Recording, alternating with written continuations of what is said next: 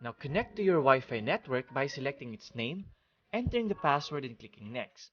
Now an important note again is that if your Raspberry Pi model doesn't have the wireless connectivity, you won't see the screen.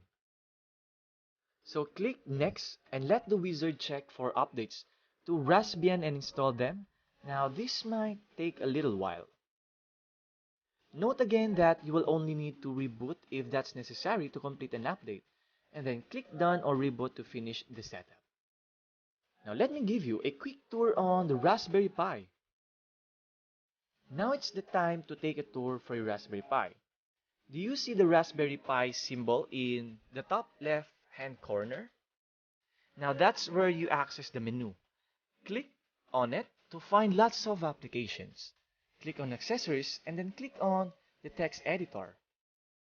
And then type, I just built a Raspberry Pi on the computer and the window that appears.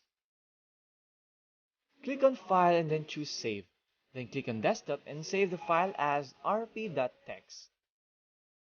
Now you should see an icon named rp.txt would appear on the desktop.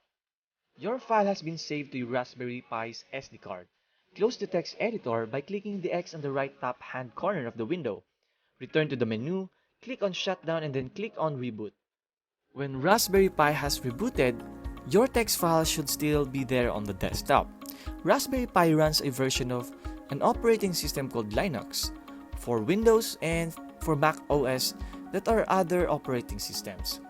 Now this operating system allows you to make things happen by typing in commands instead of clicking on menus options.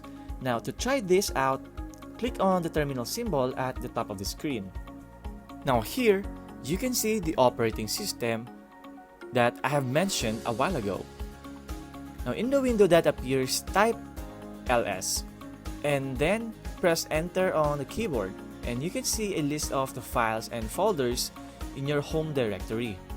Now try typing this command to change directory to the desktop. Type cd, then space, then desk. You have to press the enter key after every command.